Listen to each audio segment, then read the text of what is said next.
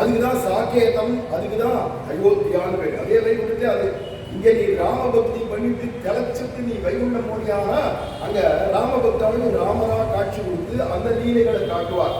இல்லை இங்கேயே கிருஷ்ண பக்தனா இருந்து போயிட்டானா பக்கத்தே கோலோகம்னு பேர்ல அங்க ஒரு சன்னதி இருக்கும். அங்க பார்த்தா எல்லாம் இடையர்கள் தான். நந்தகோபனும் யசோதையும் ராதையும் கிருஷ்ணனும் அப்புறம் பலராமரும் ரேவதியும் இன்னும் மற்ற இருக்கக்கூடிய அத்தனை பேரும் கோபிகள்லாம் ஒரே பிருந்தாவனமா காட்சி இருக்கும். கோவர்தன மலை அங்க இருந்ததுதான் பூமியில கோவர்தன மலையா சிருஷ்டி பண்ணோம். அங்க ஓடக்கூடிய பிரஜாவே யமுனை தான். அதுதான் இங்க யமுனையாக வந்தது. எப்படி இங்க ரங்கநாதர் வச்ச காவேரியா வந்துருத்தோ காவேரி விரஜா கோயம்னு, அது மாதிரி இங்க யமுனையா வந்துட்டு அங்கேயே யமுனை ஓடிட்டு இருக்கு. அங்கேயே சரையூ நதி ஓடுறது வைகுண்டத்திலேயே.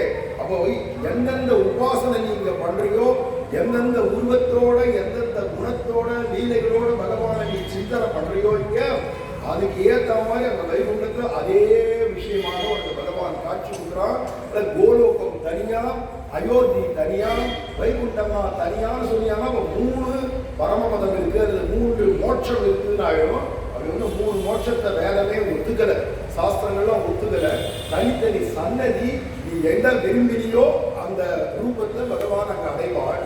அங்கே தனி சன்னதி உண்டு, நரசிம்மர் சன்னதி இங்க மாதிரி திருவதிக்கை மாதிரி. அங்க நரசிம்ம பக்தர்கள்னு இருக்கா. ஏகாந்த பக்தி நரசிம்மர்கிட்ட இருந்தா அவன் அங்க நரசிம்ம லோகத்தை போய் அடையலாம்.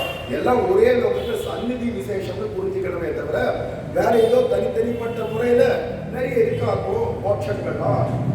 இங்க அடைய முடியாத அங்க அடைஞ்சிடலாமாக்கும், அங்க அடைய முடியாத இங்க அடைஞ்சிடலாமாக்கும் அப்படின்னு நினைக்காத ஒரே வைகுண்டம் தான். அதுக்கு ஒரே வழிதான்.